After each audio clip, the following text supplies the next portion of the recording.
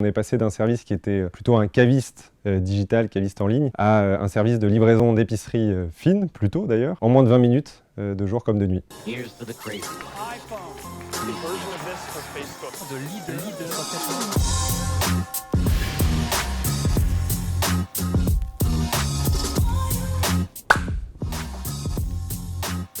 L'idée, c'est de proposer à la fois des boissons, de la nourriture, mais tout ça avec un service donc exigeant et une sélection de produits top pour adresser des moments de consommation du quotidien. Donc ça peut être la soirée Netflix où vous avez besoin d'une glace pour profiter d'un bon moment en moins de 20 minutes toujours, ou un dîner entre amis, où à ce moment-là, moi je vous conseillerais de plutôt partir sur une petite bouteille de vin avec des tartinables si nécessaire.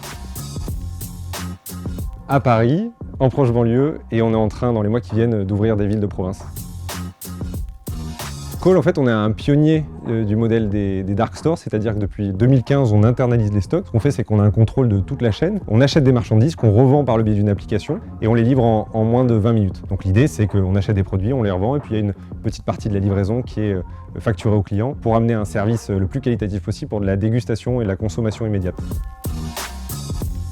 On a passé récemment le cap des 1000 commandes livrées en une journée. Et alors ça peut paraître anecdotique parce qu'il y a toujours des chiffres faramineux, mais concrètement, quand on a lancé une boîte il y a 5 ans et que les premières bouteilles étaient en bas du lit, c'est assez symbolique et ça fait plaisir de se dire qu'on a passé ce cap. Et un autre élément de satisfaction, c'est que vraiment toute l'équipe était ravie de ce passage et sent qu'il y a une dynamique top en ce moment. Et on espère que le prochain cap des 2000 sera passé cette année.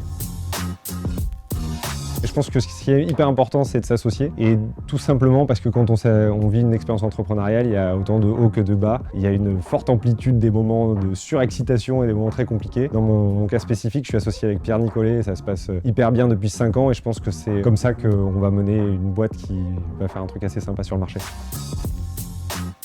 C'est mon oncle, ça paraît assez basique, mais concrètement Bernard Guez, qui est très investi dans le réseau Entreprendre, chez qui j'ai vécu 1 an, et qui a dès le début du coup mis une dimension éthique dans l'entrepreneuriat. Et j'avoue que quand j'étais jeune étudiant, j'ai été très inspiré par son parcours.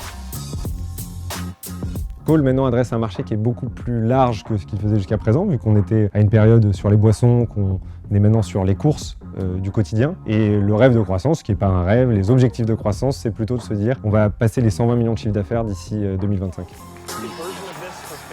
The leader.